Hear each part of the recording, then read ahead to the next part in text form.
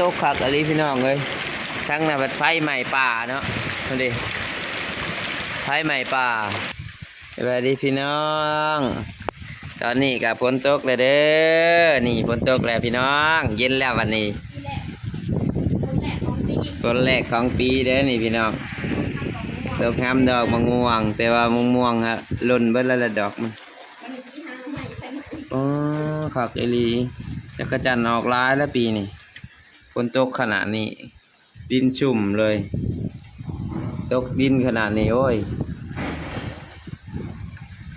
ขักไอรีพี่น้องเลยโอ้ปิดก่อนนะคนหน่อยใช้คนหน่อยเลยคนหน่อยกับบิ่นเพราะคนหน่อยนะโอ้ตกขักไอรีพี่น้องเลยทั้งน่ะเป็นไฟใหม่ป่าเนาะดูดิไฟใหม่ป่าอันนี้พอดีพ้นตกห้ำไฟใหม่ป่าพี่น้องเลยการไฟกระดับพอดีโอ้โหตกแห้งอะไรพี่น้องออกแล้วจักรจันทร์ปีนี้ร้ายแล้วปีนี้จักรจันทร์จันทร์สิกินพี่น้องเลยจักรจันทร์ปีนี้แต่ฝนตกระดับฝนตกไอ้หัวปีนี่เนาะจักรจันทร์มันสิขึ้นมานะที่จักรจันทร์ที่ออกลายนะพี่น้องเนาะโอ้ตกฝักไอรีนี่แหละได้เรื่องเลยตกขักตกแหน่เลยพี่น้องเลยโอ้บางใช้ค่าน้ำไหลลิ้นเลยจากลงเลยโอ้เนาะเห็นยี่ปะล่ะโอ้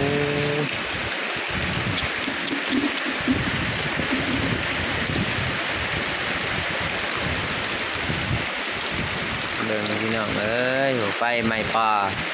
ฝนอาจฝนตกจากไฟกันยังบ่ดับเนาะตอนนี้เนาะเห็นบ่แสงตัวสีแสงเป็นแสงน่ะคือไฟใหม่ป่าเด้อแต่ฝนตกแห้งเนาะแต่ไฟก็ยังบ่ดับเนาะพี่น้องเนาะใหม่เว้นนี่เขาจู่ตรงเว้นนี่เนาะแต่อยู่ป้ายสูงๆดับเด้อพี่น้องเริ่มดับแล้วโดนมาเดินแนมไปเมื่อวางคำยังเห็นอยู่ปลายไม้แดงหุ่นอยู่เนาะอันนี้คือไฟไม้ป่าเด้ออยู่ทางนั้นเด้อนี่พี่เนาะอ๋อขับไปเลยโอ้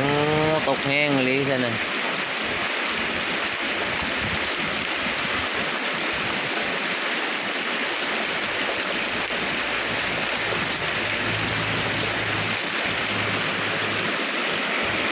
แต่ผ้าบ่แตกเนาะบ่ได้ยินเสียงผ้าแตกเด้อฝนตกหัวปีเด้อนี่เด้อ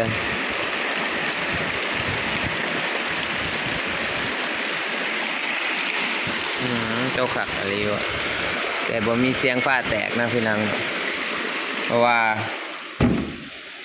เดี๋ยวเพื่อนพูดกันเนาะตอนนี้คนน้อยก็นั่งลิ้นอยู่คนน้อยนั่งฟังเสียงฝนคนน้อยนี่ก็ดื้อขนาดคนน้อยเอามาให้ยังกระแจรถอีพอฮะกระแจรถอีพอเอามาให้ยังฮะแต่มันเสียมาเลยเห็นน่าได้บัดนี้ลูกฮะเอาใส่ถุงไว้ลูกเอาใส่ถุงไว้ใส่ถุงมีแม่ไว้เร็วๆนั่นใส่ถุงเอาไว้กระแจรถอีพอเอาใส่ถุงไว้เร็วๆอย่างนั้นอีพอไปเห็นเวียกอีพอหาบ่เห็นอีกนี่จิบมาหัวขวัญเร็วๆเอาใส่ถุงไว้ลูกเอาไว้อยู่ใส่ล่ะเอาอยู่ใส่เอาอยู่ใส่ลูกฮะเอาใส่ถุงไว้ใส่ถุงอีแม่นั่นใส่ถุงอีแม่น่ะเห็นว่าใส่ถุงใหญ่ผู้แมนถุงเสือใส่ถุงน่ะ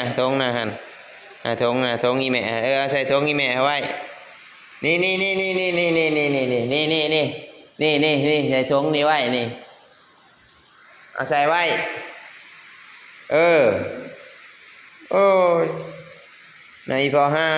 ลิ้นแน่ไม้ลูกหาลิ้นแน่ไม้บัดนี้ลิ้นตัวใดบัดนี้เอามาโอ้โหเฉื่อยพอนี่ไม่พอไปไหวเด้อคนหน่อยก็หูจักความเลยเด้อบอกเอาไว้ก็ไว้เด้อพี่น้อง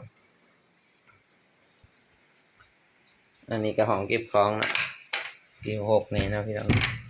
อันนี้เอามือพนทางนี้เนาะโอ้ยเอาขับอะไรเด้อนี่อยากไปเลยเกือบไปเลยพี่น้องมาหน่อยก็จะอยู่ใส่เนาะตอนนี้ฝนตกโอ้น้ำจนหงเนาะจักจันซ้ำชีออกพี่น้องเอ้ยตอนนี้อีกประมาณ2 มื้อเลยได้ยินแล้วเสียงจักจันห้องเนาะเมืองน้ำใช่ค่ะโอ้พี่น้องอ๋อตกขักอะไรโอ้ปีนี้เนาะเถื่อเต็มบิดเลยนะฝนตกเนาะตกเถื่อเต็มบิดของปีเลยเนาะเนี่ยมาหน่อยเฮามาหน่อยหามองอยู่เลยที่บนนอนอยู่อันครัวกูลูกเอ้ยนอนอยู่นี่กันหนาวแล้วอันครัวก็มีเนาะนี่อันครัวล่ะมันบ่ไปอยู่มาหน่อยมีไก่อยู่ไก่เตะมันเลยมันบกไป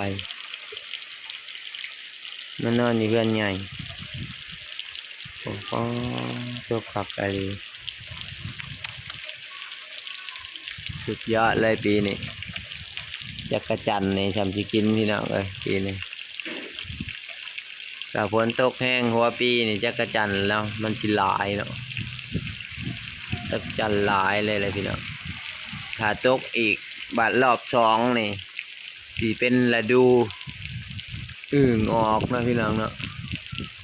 ถ้าฝนตกฟ้าแตกเนี่ยมันจะมีอึ่งออกเนาะเขาเฮ็ดกันชาวบ้านก็สิไปหาเลาะจับอึ่งเนาะจับอึ่งเด้อตามฤดูกาลพี่น้องแต่ตอนนี้ฟ้าบ่แตกแล้วก็ฝนตกรอบแรกเนาะนี่น่าสิยังบ่มีอึ่งดอกพี่น้องเอ้ยมันสิแกล้งไปใส่ดีไปนอนในครัวไปแล่นนอนในครัวพุ่น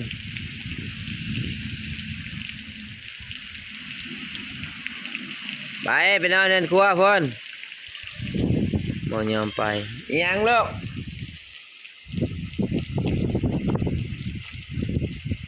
มันคิดว่าเงินครัวเปียกเพราะว่า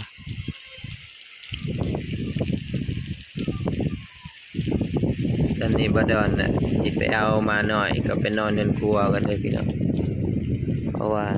นอนอยู่นี่ยาสิหนาวเนาะอยู่บันไดนี่คือสิเปียกเบิดแล้วล่ะ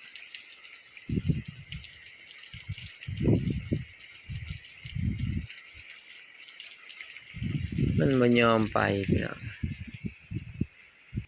เด้อเฮ็ดจังอันนี้เฮ็ดจังลูกโอ้ยมาจ๊ะเห็นอะไร